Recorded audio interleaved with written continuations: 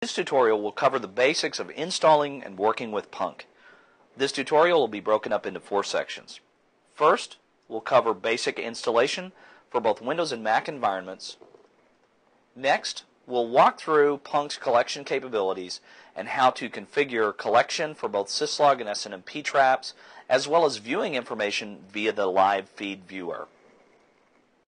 Next, we'll walk through IT search capabilities, and we'll take a look at searching, search syntax, and how to use predefined searches and even save your own.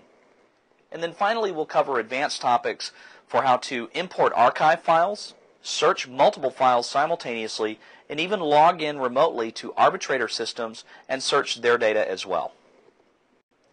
Installing PUNQ on Windows is a fairly straightforward process. So for this example, we'll assume that you've already downloaded the PUNQ application onto your desktop, which I have here, and then from here we'll go ahead and walk through the installation process itself. So double-click the installer icon. You may receive a security warning. Don't worry about that if you do. Go ahead and run the application, and then from there it's going to prompt you as to which components you want to install. You can install both the application and a desktop shortcut, or choose not to install the desktop shortcut. In this case, I'm going to install both. It's also going to ask you where you want to install the application. The program files directory is the default. You can change that location based upon your specific system settings. Now at this point, it's going to go ahead and extract the application package and install it onto your system, and that may take a moment or two.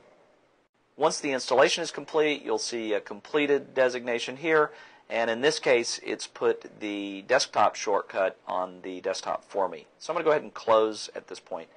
Now additionally, if you want to view what has been installed, I'm going to go into my programs directory, and I can see that it's installed both the application and it comes with an uninstaller in case you need to uninstall the application for whatever reason. So that's it. That's a basic installation for a Windows environment. Installing PUNQ on a Mac desktop is fairly simple. And so in this case, just as Windows, we're assuming that you've already downloaded the installer file, which is a DMG file in this case. And before you begin the installation, you're going to have to mount that file. And you do that simply by double-clicking the DMG file, and it now is going to open up the installer for you. Installing for Mac is very simple. Simply drag the applications icon onto your applications folder, and it will copy the contents of it there.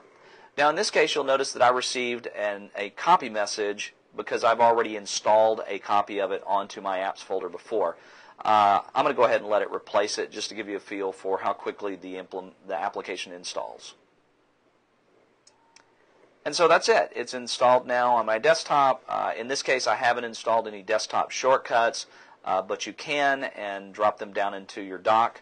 And just a quick example on how to do that, you'll just navigate to your applications folder, and I'm going to find my application, and then I'll simply just copy it down onto my desktop, and now I've got a quick link to the application in my dock. Additionally, for uninstallation of Mac apps is very easy. Just drag the application to the trash and it uninstalls the application for you. And that's it. That's installation for a Mac environment.